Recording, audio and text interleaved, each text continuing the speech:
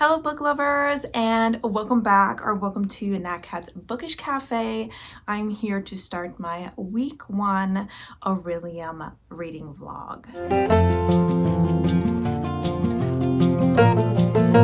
So if you don't know what Orilium is, what the Orilium Readathon is, it is hosted by G over at Booklovers. I will go ahead and have her channel linked down below. I also had the announcement video linked in my September TBR video, so I will link that video up above so you can go ahead and see what my TBR is, despite the fact that it's sitting here in front of me, but maybe you want to watch that video anyway, and you can learn a little bit more about the readathon through that as well.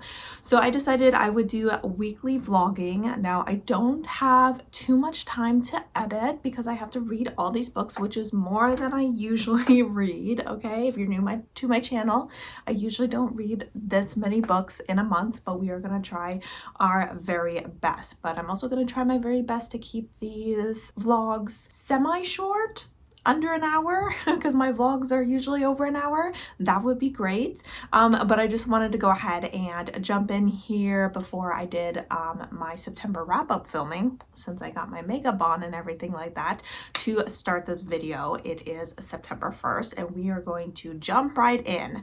So I kind of calculated how many pages I needed to read, not including Babel.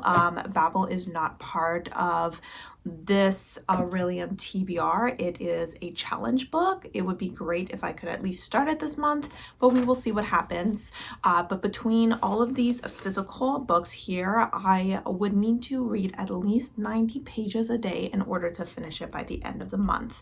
So we will see if we can do that. I think it is somewhat doable. I know that I have done challenges where I read 100 pages a day and I've achieved that, but I've usually only done it for a week. So do I have the stamina to do it for an entire month?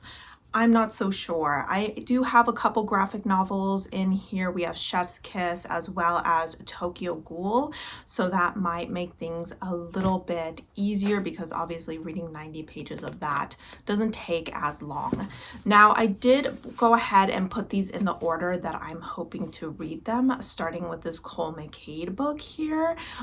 Because of the way that the readathon works, there are some books that I need to finish before I can move on. So that being said, the first physical book that I would like to work on is A Single Bright Candle's Flame by Cole McCade. This book is for the inscription class, and it is the only book I need for the inscription class. So just by finishing this, I will have already passed my first class. This needed to have all the letters of my first name in it, and my first name is Natalie, and that very long title did have all the letters of my first name.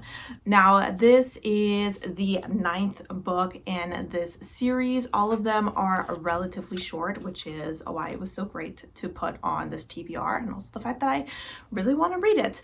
And this is a contemporary thriller mystery series where we are following Malcolm and Sanjay, and they are both homicide detectives for the Baltimore Police Department, and in each episode we are following a different mystery that they are trying to solve. There is also a romance between our two characters, which was definitely a slow burn, but at this point in the series they are still relatively new to their relationship, but they are enjoying each other's company, and I'm enjoying that as well. There are 11 books in this series, so after this book I only have 2 more to go, so things are definitely ramping up. There's kind of this overarching plot that is happening that shows some sort of threat in the background that is growing nearer and nearer in every book, and I'm definitely excited to see what happens in this episode. That being said, another book that I would like to start is Never Whistle at Night, which is a collection of short stories. These are short horror stories written by Indigenous authors, and this is the first of 2 books that I need to read for the restoration class. It was to have a night sky on the cover, which you can see this has. Because this is a collection of short stories, I would really like to go ahead and read one short short story a day. They are about, it seems to be like about 20 to 30 pages a piece. So I think that'll work out really well. So actually, this will be the first thing that I read. I'll read the first story in here, and then I'll move on to the Cole McCade book. So these are my first books that I will be reading, and hopefully I go ahead and finish these. We'll finish this one relatively quickly since I'm only reading one short story a day. This one will probably take a little bit longer, but that is completely fine. And then we'll go ahead and move on to these other books. But I need to go ahead and do some filming, and then me and my mom are actually heading downtown for a little while. They have some little festival set up there, so we're gonna go ahead and check out the vendors there and see if we can find any cute stuff. And hopefully I still manage to get in my 90 pages today.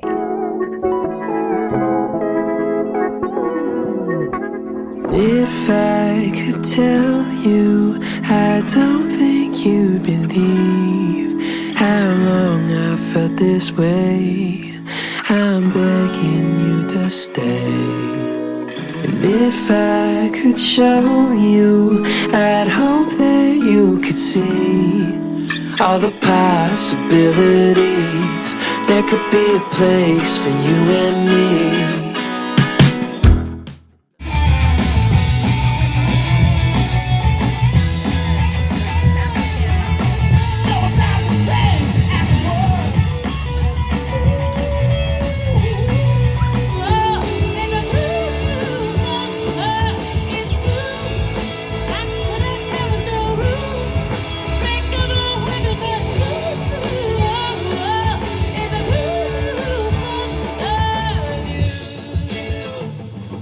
Under the stars, you pack up your car, 'cause you're going far away from here.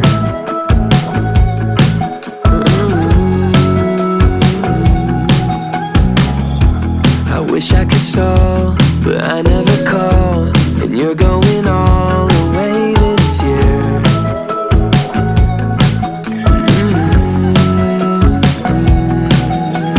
If I could tell you, I don't think you'd believe how long I felt this way.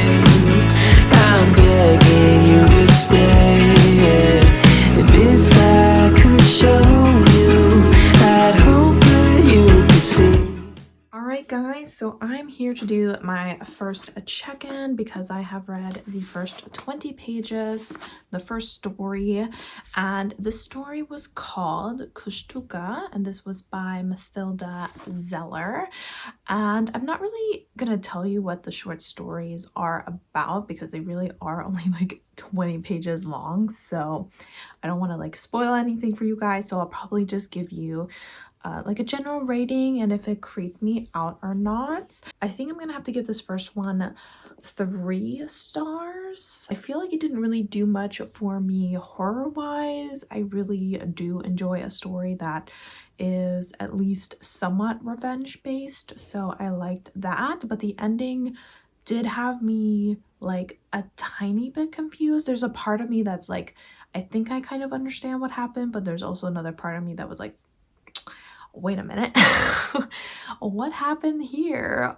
So it did leave me a little bit more confused than it left me scared, but overall I thought that it was decently written and it was a quick short horror. So I don't really have anything else to say on that. So 3 stars on that first story. I will also say that I read the foreword by Stephen Graham Jones, and I did like some of the things that he kind of said about indigenous horror and kind of how they don't like stories of possession because it's like colonizing the body, and also how they don't like to always have like solid endings to their stories because it helps them feel like their story is still moving forward and that they still continue to exist moving forward. So that was interesting. I did like that foreword, and that didn't really count towards the page count because it's kind of those like Roman numerals.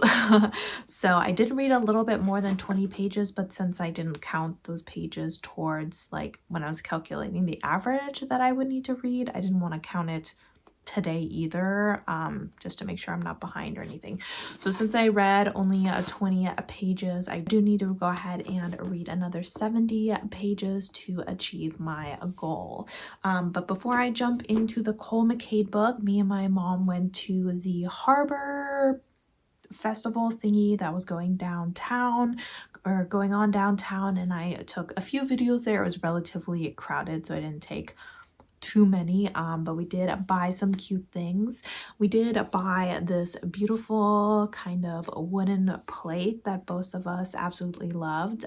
We kind of split the cost of it because it was over $200. But you know, it has a beautiful spot here. I should have taken a picture of it and put that here on the screen. It has a beautiful spot of honor in our TV room where we spend a lot of time, so it will definitely be enjoyed by this family for many years to come. And it was just a very standout piece. We do love woodwork in this family, so really glad that we were able to go ahead and purchase that. I told my mom it was an early Christmas gift, though of course I will probably get her another Christmas gift anyway, because that's just the way it is. I love to give gifts.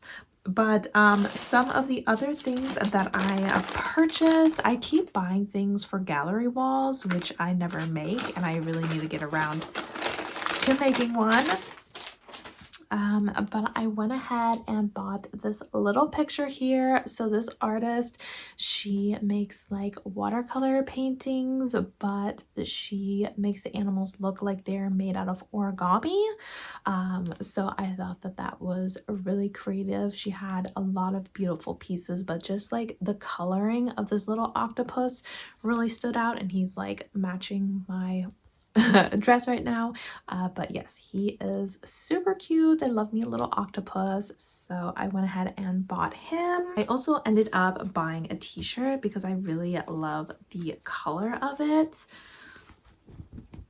And it says "she is" on the front, and then it has this beautiful back which says invaluable, resilient, beautiful, and spirited.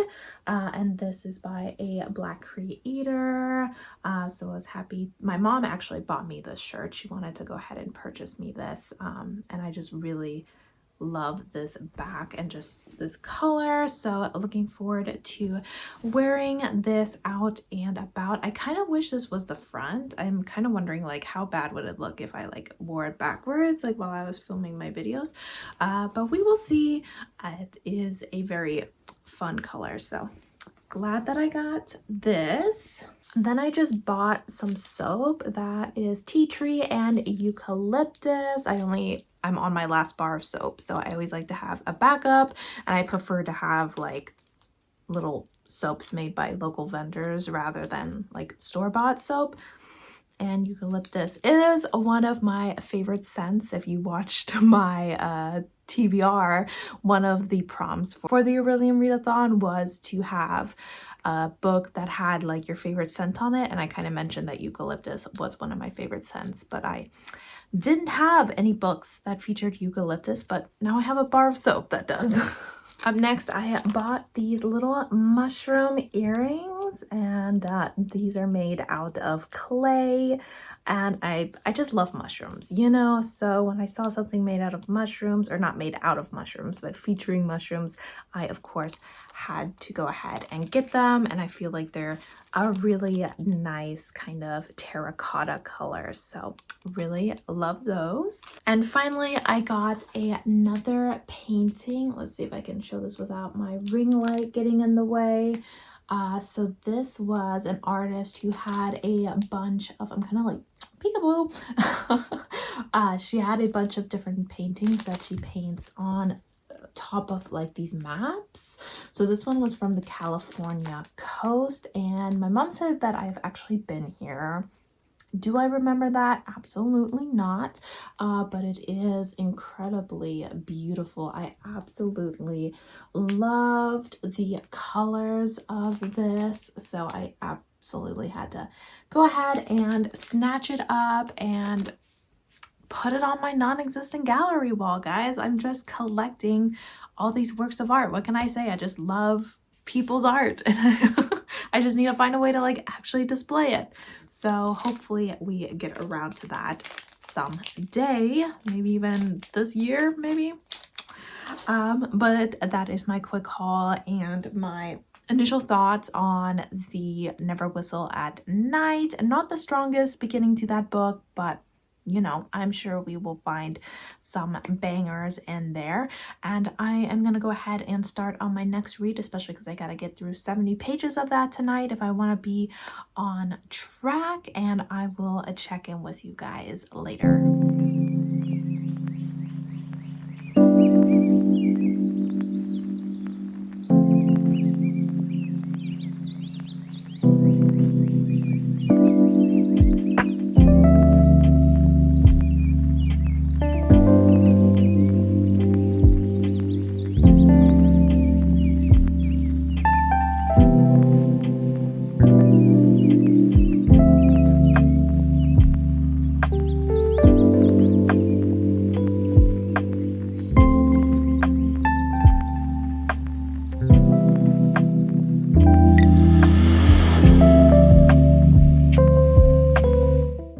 Guys, I have finished my 90 pages for the day and I would like to take my makeup off. And while I do plenty of updates without makeup, I figured while I have it on, it might look like it's been on my face all day, but it's something.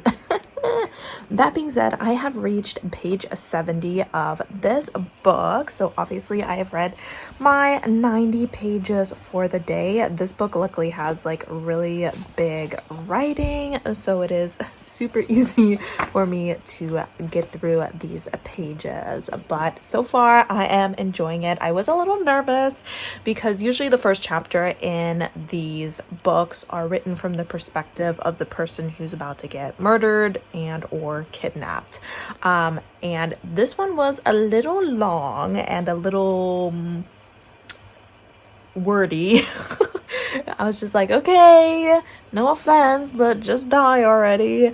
But then once we got back with Malcolm and Sanjay, it was really great. Sanjay's sister has come to visit, and she is a young 15-year-old trans girl, and so far I am loving her and loving seeing her and Sanjay and Malcolm interact. So I have a feeling that is going to be really entertaining. I'm hoping that nothing bad happens to her because she is definitely someone that can be used against Sanjay, because he does have a threat from his past that has been kind of looming in the background. So I'm like, y'all better not hurt her, because otherwise I'm going to jump through these pages and fight you myself.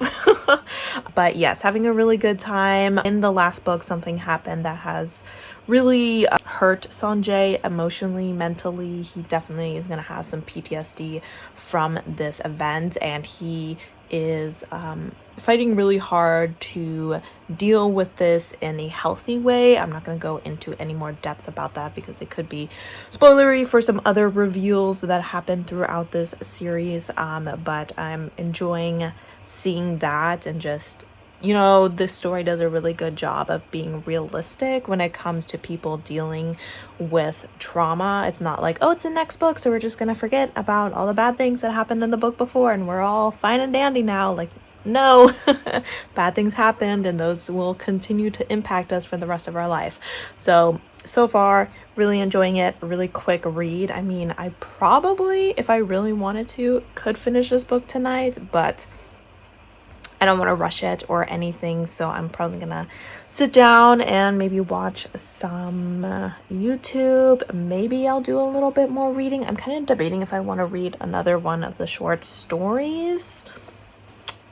Maybe. Do I want to read a horror story right before I go to bed?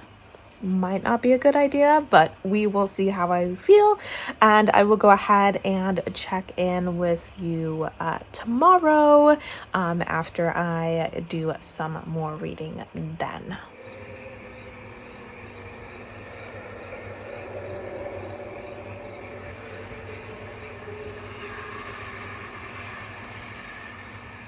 right, guys, we're here on the floor because the lighting is good. Unfortunately, there is no cat. There was a cat, but they have run for the hills because my dad was vacuuming. They don't like the vacuum.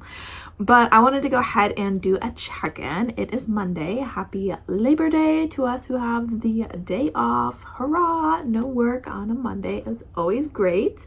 I have gone ahead and read another chapter of Never Whistle at Night. Now, I did end up reading another chapter of this last night as well. So I have gone ahead and read 3 chapters of this, and I'm now on page 57.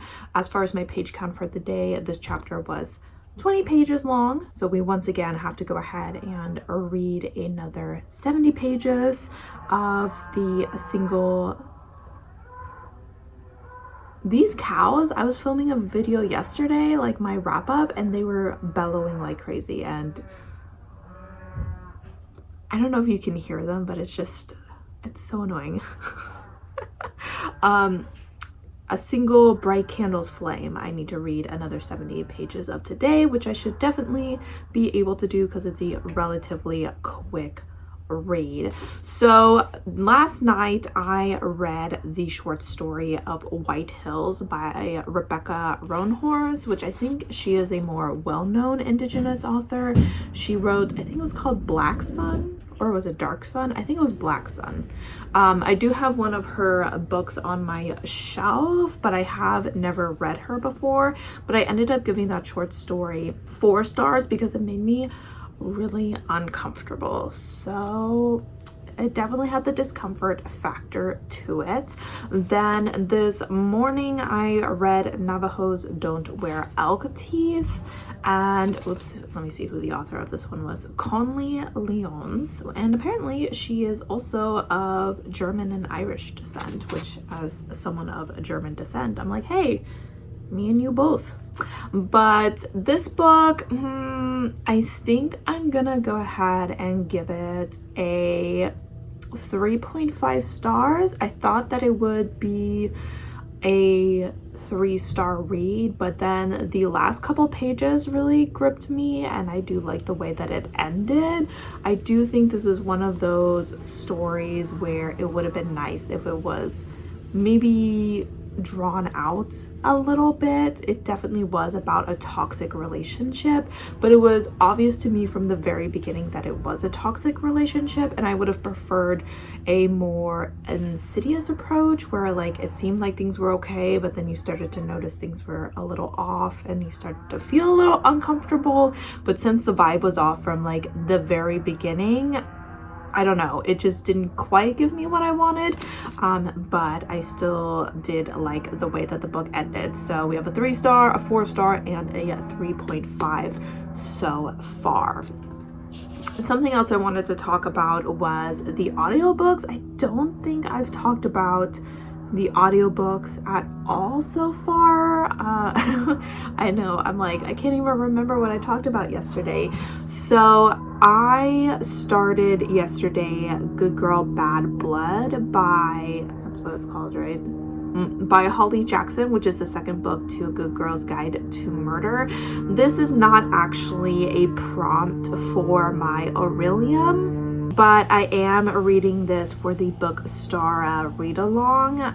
So since that hold came in and I had to wait for like a month for the hold, I definitely want to make sure that I finish that audiobook before my hold is due. So I'll probably read that in and out amongst the other audiobooks that I'm reading. And then yesterday I was originally going to start Bat Boy, but it actually wasn't available to me. It became available this morning, so whoever had it must have just finished it last night or something.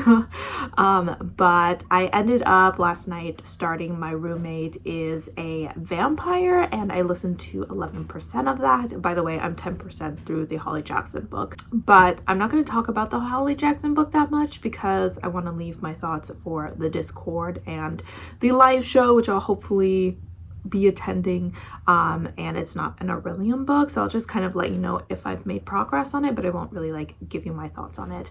But as far as my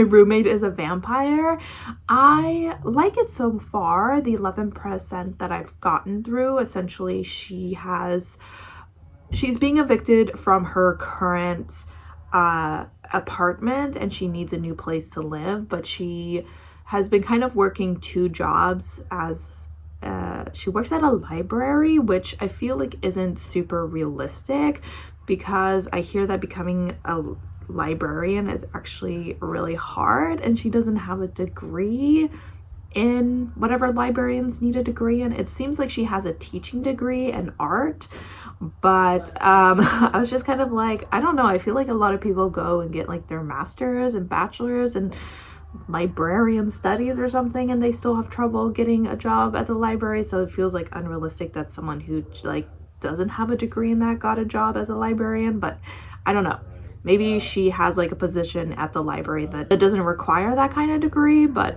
I don't know. And then she seems to also work at a cafe or something along those lines. Because of her degree, it seems like it's hard for her to find work, so she's low on money, and she sees this ad for a really nice apartment. This person is looking for a roommate and he is offering a rent of $200, and her friend is like, that's kind of suspicious, like $200 in the city and prime real estate, like no, there's got to be something wrong with this guy. But she kind of shows up there and he seems relatively normal. He doesn't seem like a serial killer, so she decides to move in with him. And we have also gone a couple, I don't really think that we get like his point of view, but we get like some text messages that he shares with his assistant, I guess you'll call it, and he like texted his assistant and was like, why did you only put the rent up for $200? Like apparently that's not normal. And his assistant was like, oh sorry, that was a typo. So anyway, it seems like a bit of a mistake happened, but she's now living there. And he kind of told her like, hey, you know, I work at night, so you know, I'll be sleeping during the day and all that jazz. And she's like, okay, that's totally fine, you know, we'll just be like ships in the night kind of situation, which works for her. But so far I think that it's had some good humor to it. I will admit, like, I think the fact that he just talks super old timesy is really funny, and she's kind of like, this guy's kind of weird, and then she like shows up covered in paint and stuff and he's like, this girl's kind of weird. So both of them think the other is a bit of an oddball. So that has been entertaining to watch. The one thing I didn't like, it was like a bit of a, it took me out of the story a little, and it's super tiny, but it's like those little details where we have this guy who just talks like super old-fashioned-y and everything is super proper and all that, and then his assistant tells him like maybe he should fuck his roommate, and he's like, don't tell me to fuck my roommate, you know. And it was just kind of weird, like the switch in language for that scene just kind of like took me out of the story. And I hope that the author doesn't like do that too much, because I mean, like I said, it's a tiny thing, but it just didn't match the character at all. So, but other than that, so far I'm enjoying it. So I will go ahead and continue finishing that up. It's only 9 hours long, and I listen to my audiobooks on 2 times speed. And then once I finish that, I will start up with Bad Boy, since I now have that available to me on Libby. But that is my update on all the reading that I did last night. The audiobooks, both of those were all yesterday. I haven't listened to any audiobooks today. I really slept in because I stayed up pretty late because I was exporting a video and it was taking forever. But that video was like an hour and 40 minutes long. It was my Strange the Dreamer spoiler vlog, and I really wanted to have it out this morning for people to watch as an extra video from me. So I stayed up a little late watching Bee and Puppy Cat, which is a new a TV show that I stumbled across, and it is super cute. If you guys haven't watched it, it is on Netflix, and it's technically a kids show, but I definitely think it's one of those kids shows that works really well for adults as well. So I really enjoy the art. It's super cutesy and everything, but it was a little confusing to me at times, you know, not to seem like dumb that I can't understand a kid's show, but I think for the most part I know what's going on and I'm just enjoying the vibes of the show. So hopefully I don't distract myself too much from reading with that show. I think I watched 4 episodes of it yesterday, and there's only 16 episodes, so it's not like one of those TV shows that can distract me for days and days or anything like that. But that is something else that I'm doing and enjoying. As far as today goes, obviously I'm gonna do some reading. I don't really have any other plans. I might do some editing for my September wrap up, or just kidding, not my September wrap up because September has just started. For my August wrap up, but other than that I'll focus primarily on reading and relaxing and enjoying my day off. All right guys, so I have gone ahead and finished Single Bright Candles Flame. It was only 130 pages and I would have had to get to page 140 to get my full 90 pages, so I still need to go ahead and read another 10 physical pages before I achieve my 90-page goal for the day. But I'm gonna go ahead and give this book 5 stars. I had a really great time with this. This one seemed to be kind of a break from the rest of the series. I mean, obviously it still follows the same characters, but it focused very much on their recovery from an event in the previous book. It didn't start like a new mystery or anything like that. And besides like the first and last chapter of the book, it didn't really focus on the overarching plot either. But I just really loved watching Sanjay with his sister and with Malcolm, and just the 3 of them interacting was so much fun and just made me smile. It made me happy. It made me laugh. There was a really great shower sex scene that I was like, that was chef's kiss, well written.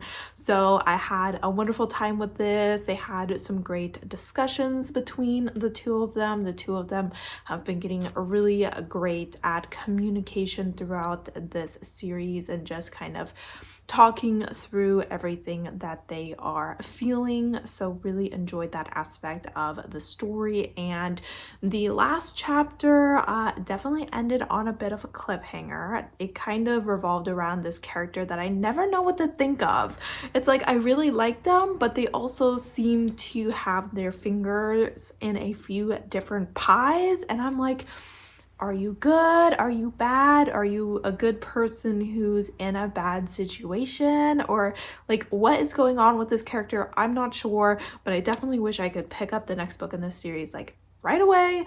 But unfortunately, we don't have time to do that. So a 5-star read, super happy for this to be the first book that I'm finishing this month, starting off very strong. Cole McCade does it again. That being said, the next book that I will be reading is Phoenix Unbound by Grace Draven. Now I forgot to check which class this is for, so I'll try to remember to check and tell you about it when I do my next check-in. But I do remember that the prompt was that there should be the word Phoenix or a phoenix on the cover of the book, hence Phoenix Unbound.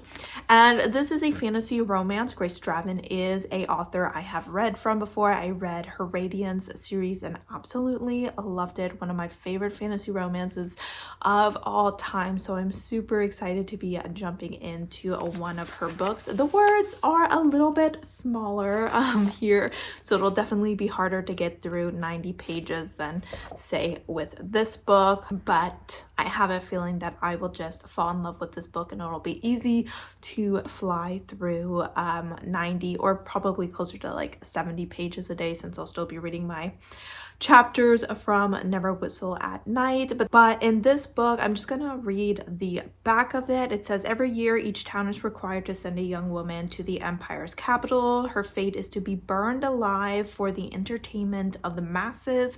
For the last 5 years, one small village's tithe has been the same woman. Galene's sacrifice protects all the other young women of her village, and her secret to staying alive lies with the magic only she possesses. But this year is different. Azarion, the empire's most famous gladiator, has somehow seen through her illusion and is set on blackmailing Galene into using her abilities to help him escape his life of slavery. Unknown to Galene, he also wants to reclaim his birthright as leader of his clan. To protect her family and village, she will abandon everything to return to the empire and burn once more. So I'm assuming that this is going to be an enemies to lovers situation, considering he's kidnapping her essentially and blackmailing her, which is not a good scenario. I think that this is a standalone and that there's other books in the series, but they follow different characters. So I'm very excited to be getting back into a Grace Draven book.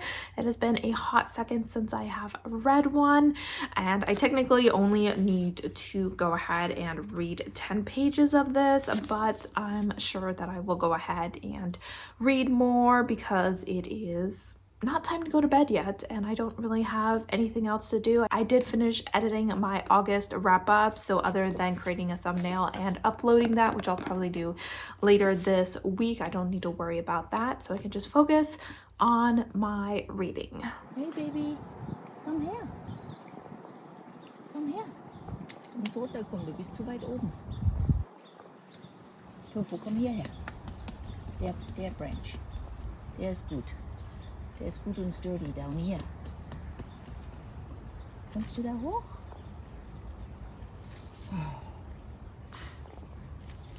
No, no, no, no, no. Komm her. Huh? Silly boy, what are you doing? Oh gosh. Tofu. This is a very awkward position. Tofu. Tofu, komm.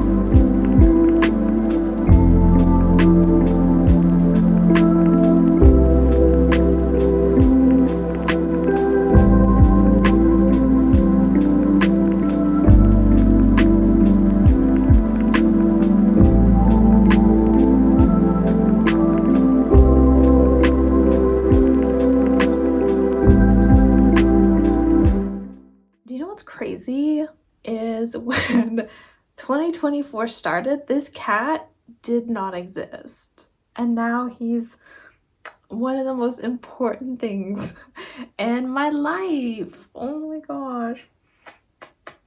He has unfortunately learned to climb trees, but has not learned how to get down again. Nope. So I wanted to come in and check in. I am on my lunch break. We are back at work. It was very hard to get up this morning. I did not want to wake up, did not want to get out of bed, but we did it and we're here. And I did finish an audiobook, and no, it is not one of the audiobooks that I started. Yesterday, I decided to start Bat Boy by Christina Lee, I believe is her name, and I went ahead and finished that today. And the reason I decided to do this is because I needed to complete this audiobook before I can read the physical book that I'm planning on reading after this. Not that I'm planning on finishing this in the next few days. This book is the longest one on my TBR this month, so it's definitely going to take me a hot second to get through it. But that being said, I just wanted to be better safe than sorry. You're gonna like fall off my lap. He's like, yeah, I'm not sitting on your lap, I'm sitting on the bed. There, so now you can see him. There we go. That's what we want to see. Anyway, I decided to read that just so that I can jump into my next physical book when I finish this without having to worry about it.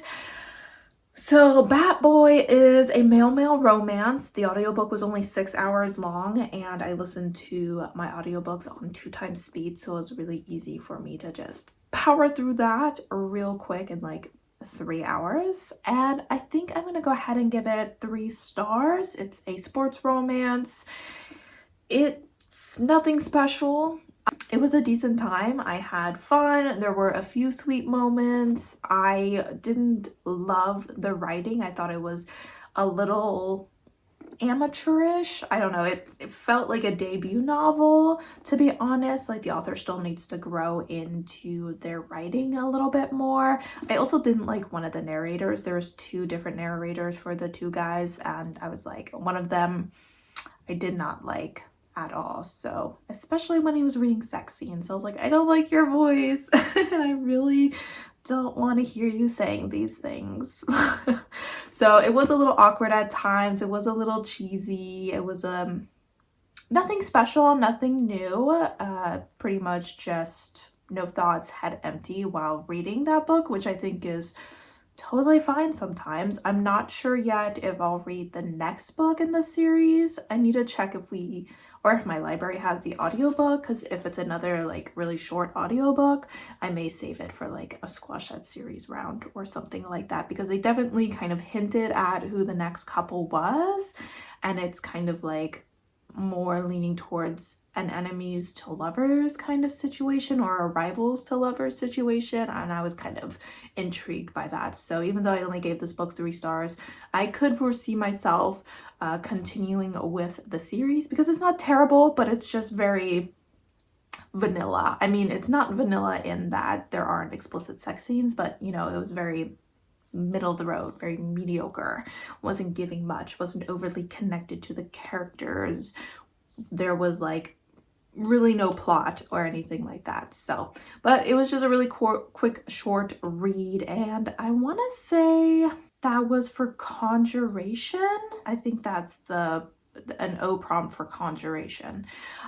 So I will jump back into my roommate is a vampire later today, because I'm going to the gym to do some cardio, so I'll get some time to listen to my audiobook. As far as this book, I am 40 pages into it, but I don't feel like I want to do a check-in with it quite yet, just because I'm kind of like in the middle of the chapter and in the middle of something relatively big and exciting happening. These chapters are so long. Oh my god, it's still going. This chapter is forever and ever and ever and ever, and oh my gosh, did I skip a chapter? Okay, I don't know. No, because this is I think I'm on chapter 4 and that's chapter 5. Oh, nope, I skipped a chapter because I'm on chapter 3. Okay, I was going to say, like, that's the world's longest chapter, and it's completely unacceptable for an author to write a chapter that long. Anyway, I don't know where this chapter ends, but I will probably go ahead and check in with you later tonight. I did read another story from the Never Whistle at Night. It was only about 10 pages long. All right, so the book I read was by Marcy Rendon, and it was called Wingless. And like I said, it was only about 10 pages long. I gave it 2.5 stars. To me, it wasn't really giving horror, outside of the fact that, yes, unfortunately, some foster parents are really terrible. But the ending was very abrupt. And I was like, okay. I mean, I feel like the story was definitely pulling me in, but once again, I just feel like 10 pages was not enough for that story to really give me anything. So did not enjoy that one as much, unfortunately, but so I have to read another 80 pages of this. So good luck to me. And I'm on page 40, but I started over on 32. So I believe I need to go ahead and get to page 113 in this book today. So I'm definitely going to spend my lunch break reading this, and we will see how far we get, and hopefully later tonight I will feel comfortable giving my initial thoughts on this story. Oh, and before I forget, I mentioned that I would let you know which class this was for. This is for animal studies, to have a phoenix on the cover.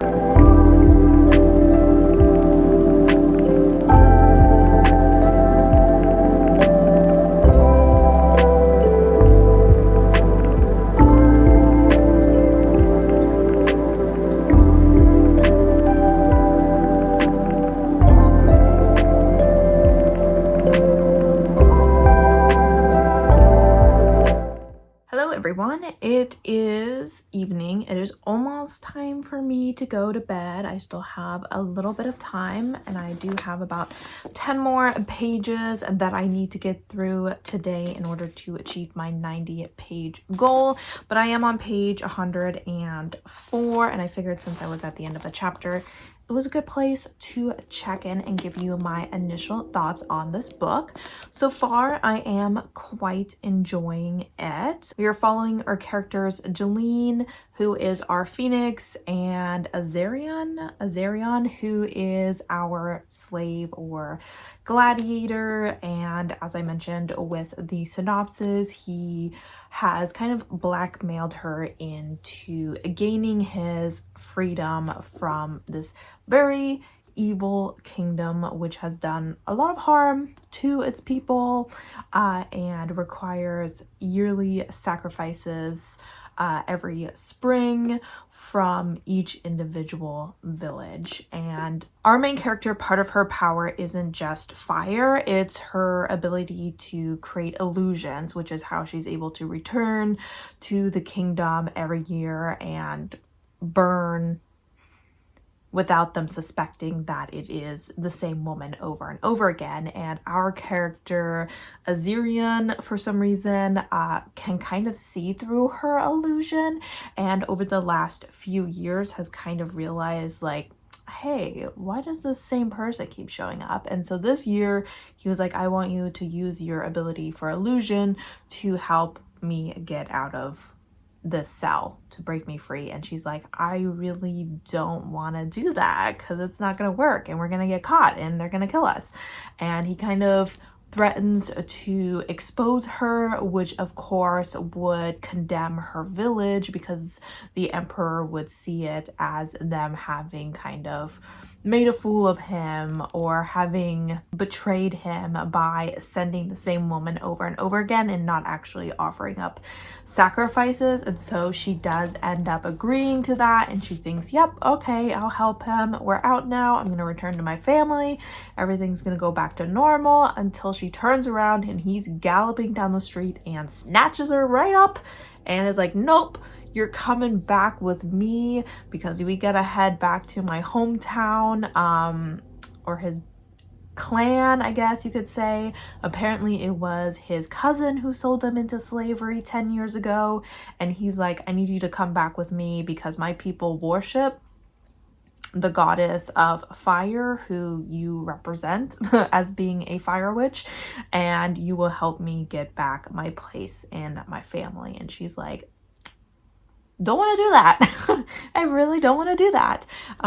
But she is going along with him. Her powers cost her quite a lot, so she is able to control fire. And so every year when she goes to this annual burning, she can control the fire so it doesn't actually burn her, and she can kind of disguise herself as part of the flames and kind of run away without anyone noticing that one of the victims has escaped. However, in exchange for her not being burned by the actual fire, her magic seems to burn her. So like after she uses all this power to kind of get them out and everything, she gets like all these burn marks on her back, and she has a lot of scars from this happening year after year. And so she's been a little bit too weak in recovering from injuries to even consider trying to overpower him, despite him being injured as well from his gladiator fights. Both of them are they've gone through it for sure, but they're doing their best. And I really do enjoy their dynamic. I think Azirian is a really interesting character because he seems to kind of like genuinely care about her. Like he seems like a genuinely good person, but he's also like a desperate person. So one second he'll be like, if you don't come with me, I'll make sure that I expose you and your entire village will probably be slaughtered, because the emperor is just like that kind of guy. And then on the other hand, he's like, here, take my blanket so that you stay warm, and if we have to run from someone and you're too, you know, hurt to run fast enough, I'll carry you. You know, so it's kind of like, you know, he's like a gentleman but also a scoundrel. So I really do enjoy his character. I have like a little moth floating around here, so if my eyes drift, it's probably attracted to my ring light. But that being said, I enjoy our character as well, our female character, Galena. I keep looking back here at their names because they're odd names, and so I'm not super confident with them, but I like her as well. She seems to be a relatively strong woman, but at the same time, she's the kind of person who's willing to make a lot of sacrifices for those around her. And I feel like she's also kind of getting to the point where she might be like a little tired of doing that, especially now that it's gotten her into this situation. She's just like, dang, from one prison to the other, constantly making sacrifices for other people, like I'm getting kind of tired of this. But hopefully it all works out for her in the end. I am enjoying the world building so far. Kind of, we are traveling with a caravan right now, which seems like a very fun group of people that I've enjoyed interacting with. We also kind of passed through this city that was slaughtered by the Empire some years ago, and that was an interesting scene as well. So am enjoying the world building, am enjoying the characters, am enjoying the writing. I already know that I like Grace Draven's writing, so far I'm having a good time. I will say I'm probably not enjoying it quite as much as Radiance, but I could definitely foresee myself really enjoying the relationship between these characters as they grow closer and closer. And hopefully now that they're kind of out of the danger zone a little bit, at least from those who may be hunting them from the Empire, and also they're recovering from their injuries a little bit, they will have some more interesting interactions with each other, because they're not constantly just trying not to die and in pain all the time. So yes, having a good time with this. First 100 pages, things are going well, and I think that the pacing of the story is done well, and I'm intrigued to see what more we learn about this world as our two characters travel to Azirian's homeland and what happens when they arrive there. And also kind of how the story ends, because I don't foresee her just wanting to stay with his people, even if she falls in love with him, knowing that it would condemn women in her village. And also the author spent a lot of time just like building up our hatred for this empire, and specifically the Empress.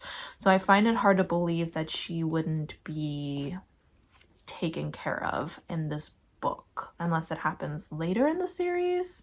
I don't know. I think there are other books in this series that follow different couples, and I don't know if there's more of like an overarching plot, because the Draga have been mentioned, and I thought the second book in this series followed a Draga, which are supposed to be extinct.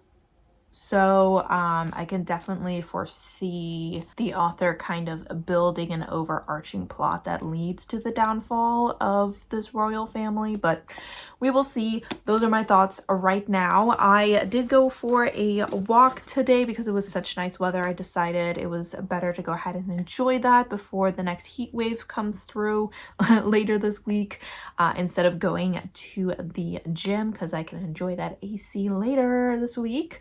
And I listened to My Roommate is a Vampire, and I am 41% through that book now. I'm continuing to enjoy it. The parts that I'm not liking as much involve our male main character's kind of assistant, but our male main character doesn't like him either. So he's just not a likable character. So I don't like when he's present. And I don't remember anyone's name from this book because I never remember the name of characters when we're talking about audiobooks. Just not how my brain works. But overall, I am enjoying the story. She has officially discovered that he is, in fact, a vampire, and she's going to start kind of teaching him about how to be a modern day man. And I have a feeling that is going to be very entertaining to watch. I'm also interested to see how their relationship develops because she has been very intrigued by his appearance, and he clearly is as well, even though we only get like little snippets of what he's thinking. We got like a diary entry from him, and then we get his conversations between him and his assistant, but it's clear that he is definitely intrigued by her, and the two of them keep like leaving notes for each other because usually they don't see each other due to their very differing schedules. So that has been really cute to read as well. So having a good time with that as well. And that is my update for tonight. I am getting a little bit sleepy, so I'm gonna go ahead and see if I can power through 10 more pages of this to achieve my goal for the day, and I will most likely check in with you tomorrow once I've read my short story and maybe made some more progress in my audiobook, and maybe even in here as well.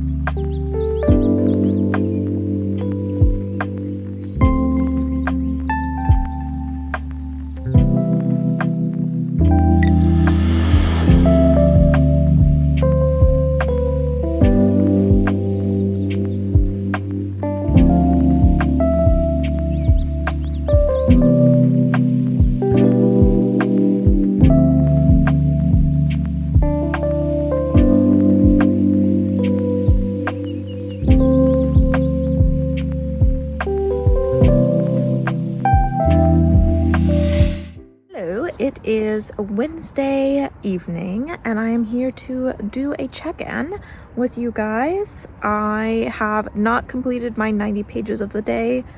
There's Tofu. He's not happy that he's in for the night, but he has been exploring outside a lot more, but we are still trying to keep him from going too far. So once he starts to kind of get beyond our yard, we kind of snatch him up and throw him back. So if you hear him crying back there, it's because he's not happy that we're all outside and he's inside. But that being said, I completed a story in the Never Whistle at Night, and this was by Nick. I literally just looked up his name before I started this video. Medellin something. He is the author of Sisters of a Lost Nation, which I have not read yet, but I am definitely intrigued in reading now because his story was called Quantum, and it was kind of based off of like Quantum Blood. percentages. I'm not really sure like what it's called, but kind of like what percentage indigenous you are, and usually you have to be at least a quarter, I think it is, in order to get money from the casinos and whatnot from the tribes. And this story I ended up giving 5 stars because it disturbed me like no other. Like genuinely, I was reading this story and I was like, I kind of don't want to be reading this because it's creeping me out. Like, it was really well written, and despite being really short, it really packed a punch. So that is definitely been my favorite story so far. So that was really well done, and I'm definitely intrigued to read more books by this author in the future. That being said, I just finished part 1 of The Phoenix Unbound. I am on page 180. I do need to technically read another 10 pages to reach my 90-page mark for the day, but I wanted to go ahead and check in at this point. I am continuing to enjoy this story. If you like a slow burn, it is definitely a slow burn because we are approaching the halfway point of this book and our characters don't even really like each other or trust each other yet. They are just kind of like, they need each other at this point. They're only together because, you know, that's the best case scenario. You know, enemy of my enemy is my friend kind of situation. I'm continuing to enjoy the characters. I'm continuing to enjoy the writing. I feel like this is definitely not the fastest, most exciting story, but at this point our characters have gone ahead and arrived at Azarian's Tofu, stop crying, you're making me sad. They have arrived at Azarian's old home, and he has kind of shown up there. People have recognized him. They're like, we thought you died in a hunting party. And he's like, oh, is that what they said? So eventually he's gonna go ahead and fight for his right to chieftain because his father had been the chief, and at this point his cousin kind of stole that by selling him into slavery. And I am definitely looking forward to that guy being killed because I am happy to see anyone who's selling people into slavery die, to be honest. And it'll be really interesting to see kind of where this book goes, because I really have no idea where this story is gonna go, to be honest, like what we're gonna be doing for the rest of this book. Does seem like the clan is not in as good a shape as it used to be, and that it is potentially because of the empire that he just escaped from causing trouble with the trading routes. So I am kind of wondering if there is going to be some action taken against the empire in this story, just because both of our characters suffer at the hands of it. And I feel like at the end of the day, the only way for them to be together would be to take down the current rulers and to get rid of like the tradition of bringing in women every spring to burn, because our character, despite hating her position as the Phoenix and the annual sacrifice from her town, is still gonna go and do it because she's like, well, I'm not gonna sit out here and do nothing while the women of my village burn and die. I'm not gonna do that. So I think the only way for her to like feel comfortable staying with him, because this is a romance, I'm assuming they're gonna be together, is for that threat of women being taken going away. And the only way to do that would be to take out the current rulers. So intrigued. I mean, there is still a decent amount of the book left. Is it enough for an entire revolution and an entire kingdom to fall? Probably not. Probably not, unless the pacing of this book increases by tenfold here in the second half. I mean, we have more than half of the book left. But yes, those are my thoughts at this point. Still having a good time with it. I did listen to a little bit more of My Roommate is a Vampire. I forgot to check at what percentage I am on, but I'm assuming that I'm probably at about the 50% mark at this point, and I'm continuing to enjoy it. We have gotten to the point where she figured out he's a vampire. I think maybe the last time I checked in with you, I already said that. Did I listen to this book today? I think I did. See, I'm so confused. Sometimes with daily vlogging, you're like, what did I talk about yesterday and what do I need to talk about today? Either way, I made some more progress in that and have been entertained by her kind of showing him like what Instagram is and them going shopping because he wears like really old-fashioned clothing, and she's like, you can't just like walk around looking like you're from the 1800s. You can't do that. So that has been entertaining, and both of them obviously have feelings for each other, so looking forward to seeing how that relationship develops as well, and looking forward to continuing to be entertained by the story. But that is my update for now. I should wash my hair because I was too lazy to wash it yesterday after the gym. I did shower, I just didn't wash my hair. So I want to clarify that.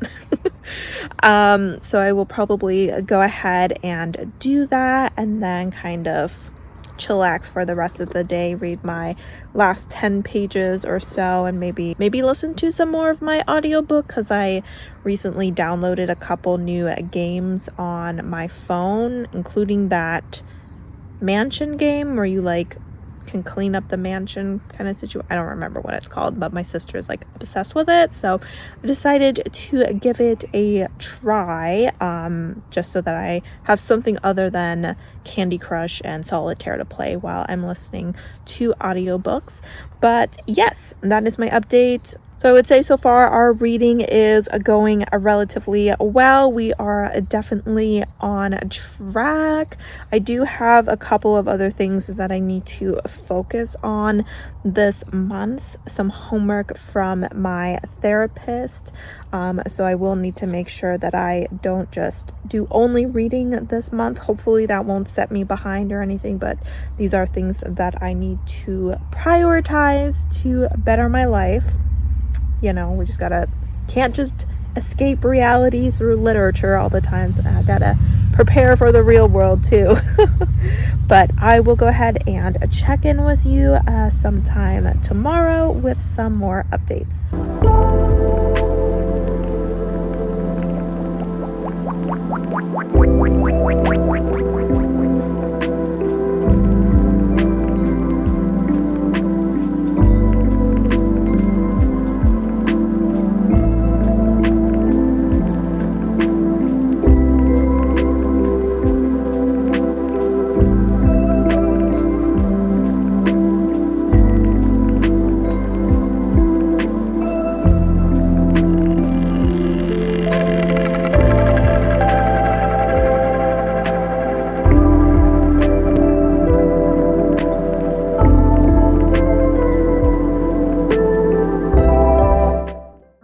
So it is finally Friday. I am about to go on my lunch break. I did not check in with you guys yesterday.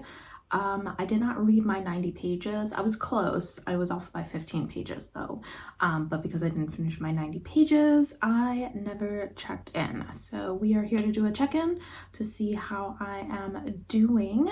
I have just finished the story that I read today, but I read one yesterday as well, and I didn't tell you about that. The one I read yesterday, yes, so yesterday I read Hunger by Phoenix Boudreau.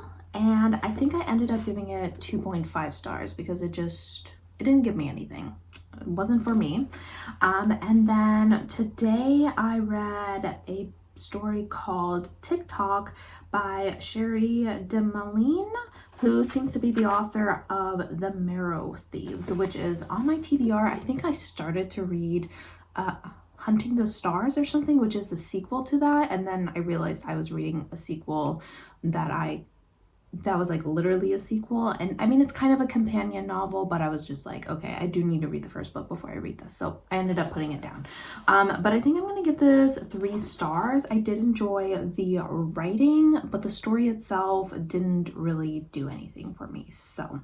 So far most of these stories, other than the 1 5-star, I guess are not going that hot. But this last story was 13 pages, which means I need to read another 77 pages of The Phoenix Unbound. I am currently on page 263, and I need to get to page, let's see, I did my math on my computer here, 340 is the page that I need to get to, so hopefully I am able to achieve that today. I am continuing to really enjoy the story.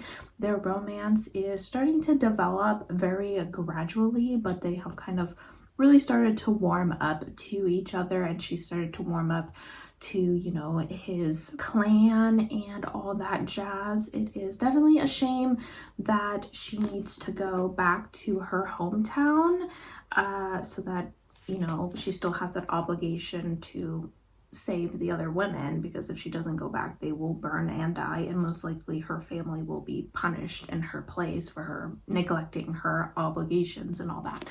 So I'm intrigued to see how that issue is resolved. I'm not sure if it'll be resolved like in this book, because our main character Azarion definitely wants to go to war with the Empire. He's like, I'm done with their crap. But there's no way that the author can create a war and end a war all in these few pages that are left. I don't think so. But I still feel like that's the only way that she would really be free from her obligation to her hometown. So we'll see what happens here in the last part of the book. Continuing to enjoy the characters we're introduced to, continuing to enjoy the world building that is present. This is definitely not a fast-paced book, but since I enjoy the characters and the writing and everything, I don't feel like I have any trouble picking up this book or reading through it. It is by no means boring, but it is not a fast-paced book either, though there are a few moments here and there where there's high intensity situations. So I do think the author balances those slower moments with a few high stakes situations relatively well. The last thing I want to talk about is My Roommate is a Vampire. I am 90% through with that audiobook. I probably could finish it today because I listen to my audiobooks on 2x speed, so I have a little under 30 minutes of listening time. So if I go to the gym today and I'm not lazy, despite the fact that I feel like I kind of want to be lazy, but we should go to the gym. We should go to the gym. So I will hopefully be finishing up that book. I am continuing to enjoy it. I do enjoy their relationship and their banter. The plot has just taken an interesting turn of events, so I'm interested to see how our characters handle that. I mean, I am still thinking that this is like a relatively low stakes book and all that, so I'm not like overly concerned or anything, but I do think that it is a relatively cute and fun fall read since we have, you know, our vampire and all of that jazz. So having a good time with that story. Definitely went in for the lighthearted moments and just a fun experience, and that is what that story is giving me, so can't be mad about that. But that is my update for now. I will say the plan right now is to end this vlog tomorrow, so there's a good chance that my next update will be my last one, unless of course I finish My Roommate is a Vampire and I want to come in ahead of time and give you my final thoughts, but I may also just wait on that. But yes, my update for now. Sorry I didn't update you guys yesterday. Fell down a little bit of a rabbit hole on YouTube. It happens. I would have read my 90 pages if that hadn't happened, but you know, oh well. I had read a few extra pages on some of these days, so I don't feel like I'm behind schedule or anything like that. And we're cruising. We're cruising. And I will talk to you guys tomorrow.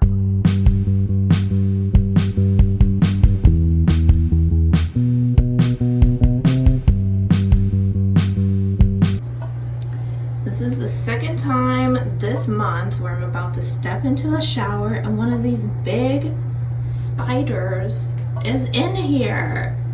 I'm like, I can't even safely get into my shower anymore. And he looks kind of small, but he's like at least the size of my thumb. I don't want to get my hand close to him, but I'm gonna grab a glass and I'm gonna throw him out into the garage. There's like a tiny spider next to him, like that little dot. Are you gonna eat the tiny spider? Where's that your baby? I'm afraid I can't save your baby. The tiny ones, I've had a couple of those and I hate to say it, but I kind of just wash them down the drain. But the big ones, I'm not gonna do that. Yeah, no, I don't trust the big ones not to climb back up.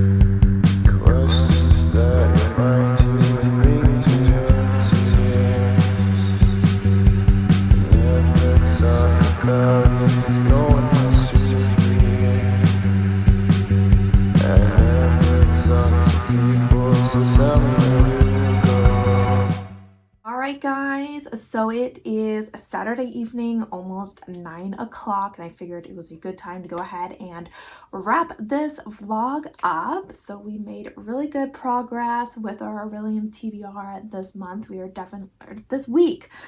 This is actually the second time filming this clip because my phone ran out of storage and I still said the wrong thing that I said last time.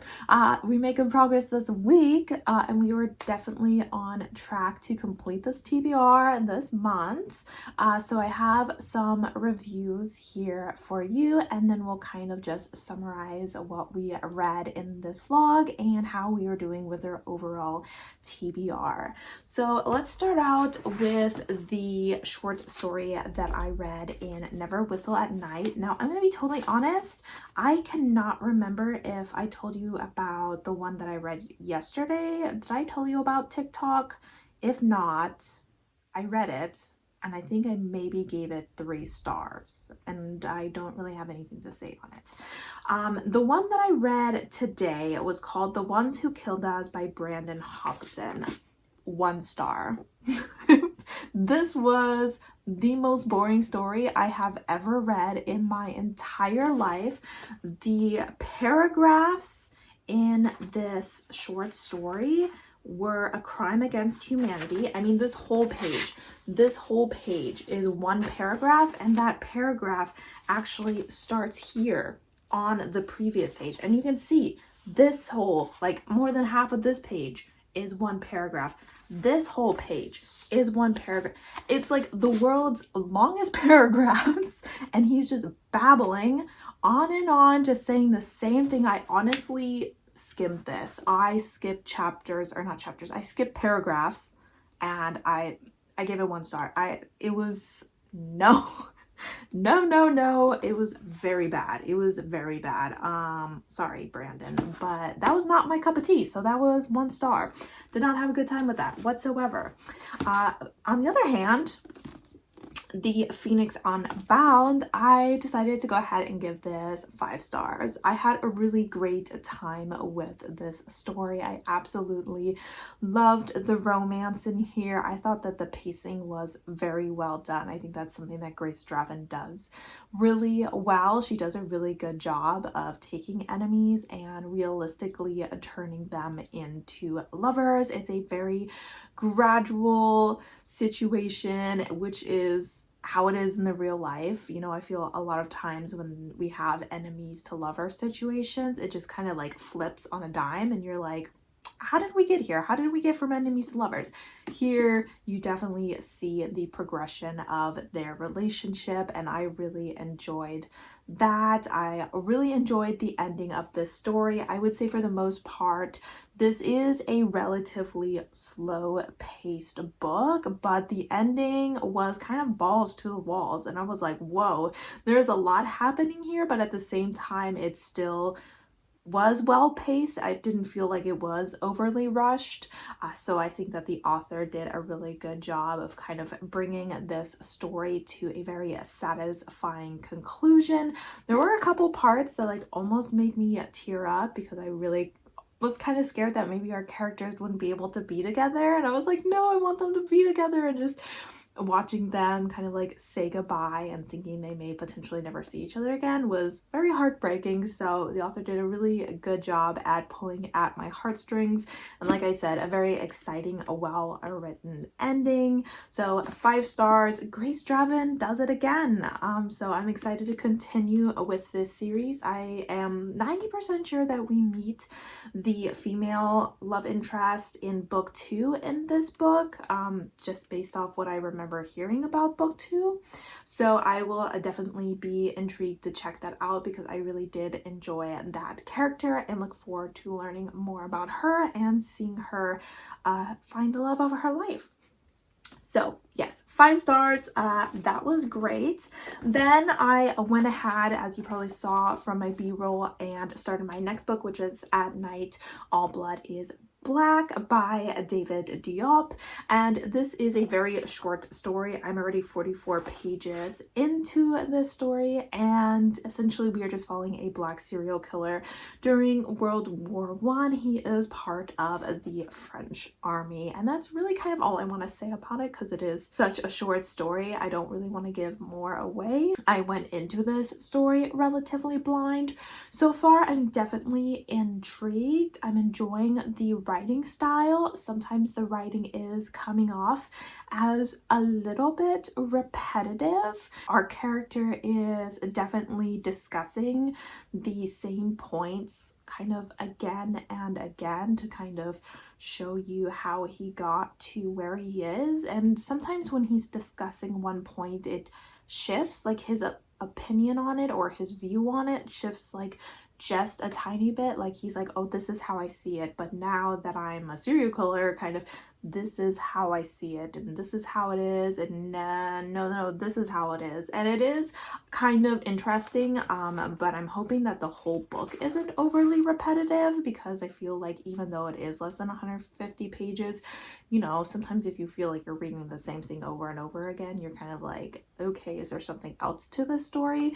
But the writing is definitely intriguing. The way that he writes things, I feel definitely works for a horror story. I feel like this would lean slightly towards horror, and I think that our character is a very interesting character to be in the head of. They are someone who feels like for the first time they are acting as a human. So despite the fact that they are now a serial killer, they're like, no, for the first time, I am not listening to the voices in my head. I'm listening to myself, and I am fully myself, and I am fully a human, and just kind of like seeing like what he thinks makes someone a human and how he views the others who haven't started thinking for themselves around him is intriguing.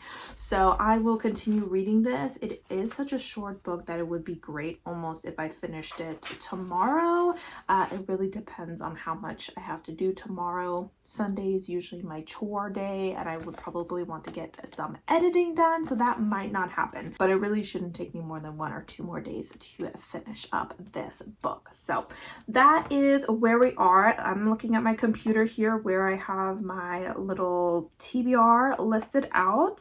So far as our classes go, we have gone ahead and finished one course, which is inscription. We only needed an O in that class, and I read A Single Bright Candle's Flame by Cole McCade for that prompt, and went ahead and completed my first inscription class, and I did end up giving this 5 stars. Up next, I finished the audiobook for Bat Boy, which was an O in Conjuration. By the way, this is also a Conjuration class book to get a Q in that class and will actually complete that class for me. So I'm very close to finishing my Conjuration class.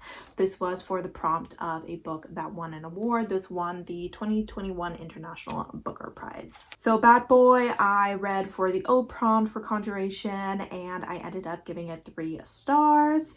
Next, I finished my audiobook for my neighbor. My roommate is a vampire and I ended up giving that 4 stars, and that completed the first lore class.